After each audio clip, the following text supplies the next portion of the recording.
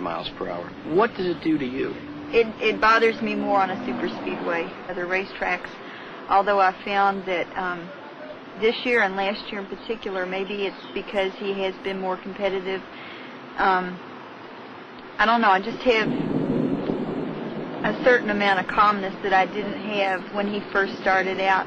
She sort of understood, or she's very understanding about racing.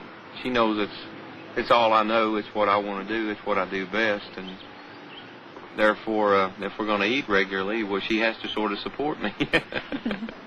Stevie, how important was faith?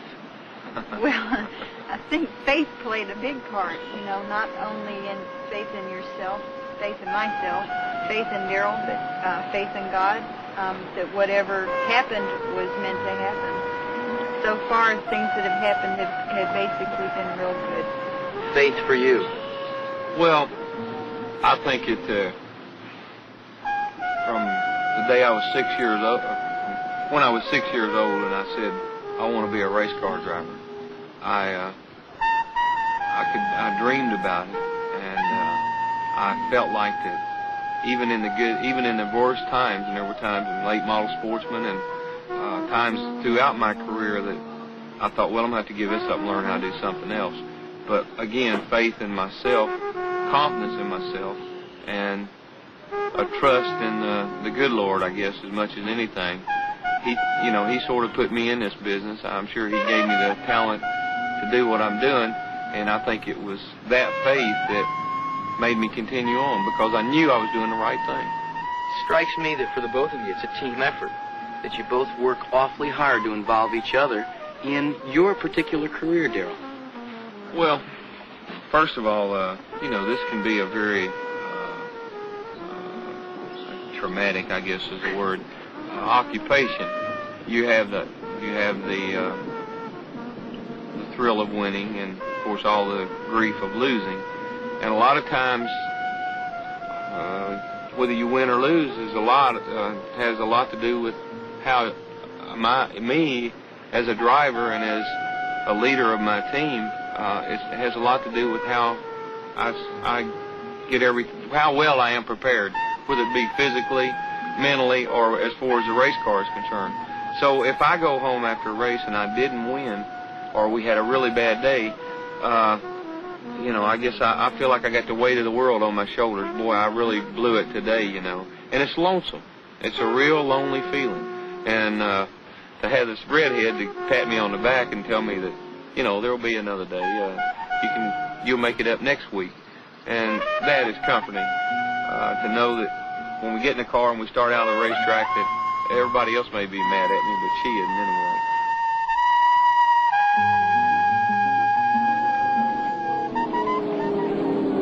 Back at full throttle, the Alabama gang, Bobby Allison, Neil Bonnet, and Donnie Allison are in control. This trio of homegrown drivers quickly forget they're traveling fast enough at 200 miles per hour to cover a football field every second. But Talladega is one place that was built for 200-plus mile-an-hour racing, and it feels, people won't understand it, but it's comfortable at 200 miles an hour. There's no doubt you're going that fast, but the car feels like it's capable of going that fast. The layout of the asphalt, going into the turns and all, the thing is pretty acceptable 200-mile-an-hour racing, and it makes it real enjoyable.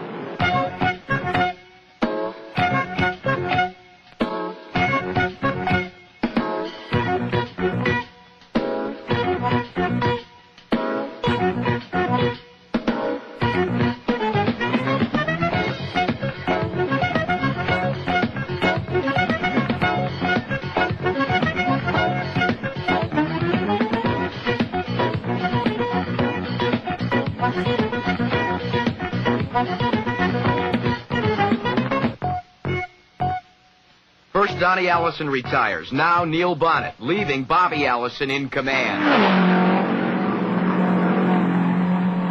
Neil, you were rolling along out there. It looked like you really had it made. Well, it had been awful easy to get discouraged and say, well, there went the Winston 500. But what's really encouraging is, no, I'm going to climb back in that thing again. Today's one of the days where they had the car ready to win races, and something interfered and we didn't.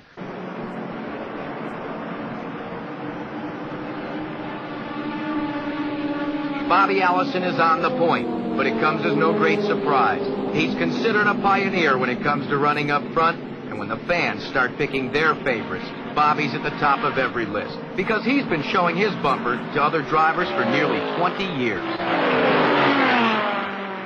You have always had a unique racing philosophy. Can you tell us a little bit about it, the fact that you want to run as much and as often as you possibly can? Well, that's like I said earlier. I enjoy racing, so consequently, you know, I race more than a lot of the other people do. I enjoy the short track still. You know, I go to each race to try to win and, you know, to be competitive as I can. You know, it's just a situation where all my life I've done this kind of thing, and I'm in a situation now with Bud Moore and the sponsorship of Warner Hodgson that I'm able to go to the major races with a real good car, real competitive car, and I can go off to the short tracks with a pretty good car too, I think.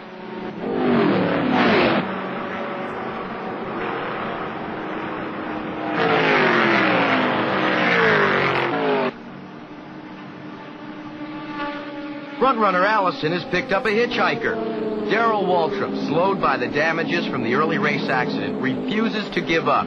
Darrell's making up ground by hitching a ride in a high-speed draft. Drivers like Richard Petty and Benny Parsons have made a fine art of drafting on tracks like Daytona and Talladega. No one, in fact, knows the draft any better than Parsons. Benny, the draft here looks as if that's the key in order to be fast. It really is. The car will run 190 miles an hour by itself. In a draft, it will run 200 miles an hour. You can easily pick up 10 miles an hour. Well, how does that come about? In layman's terms, just what is the draft? What does it do? Well, first of all, when the car, the thing that restricts a car on how fast it will run, there's a lot of things, horsepower, how the shape of the car, but there's also wind resistance. When the car strikes the air, there is a certain amount of resistance there.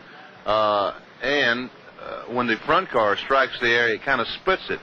And the cars behind are able to ride in what we call dead air, air that has already been split. And before it can join back together, a certain distance behind that car, probably 30, 40 yards behind that car, the air will come back together again. Well, in this 30, 40 yards of dead space, another car can run along with less horsepower at 3/4 throttle and keep up. You know, you try to look a long ways ahead rather than right in front of you or at the outside retaining wall or even the inside retaining wall, because if you look right over the hood at the racetrack, it goes by so fast it makes your head swim. And if you look at the outside retaining wall, the posts are going by so fast that it kind of tries to hypnotize you. So you try to look as far ahead as possible.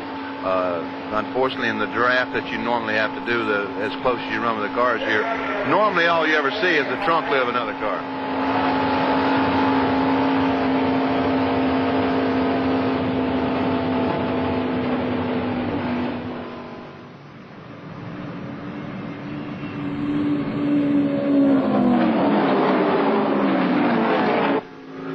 Waltrip's Gatorade Oldsmobile has lost the draft. Bobby Allison is all alone. The last lap seems like 1,000 laps to Bud Moore and Bobby's Warner Hodgson crew. Allison's National Engineering Ford Thunderbird, nonetheless, is clearly in control.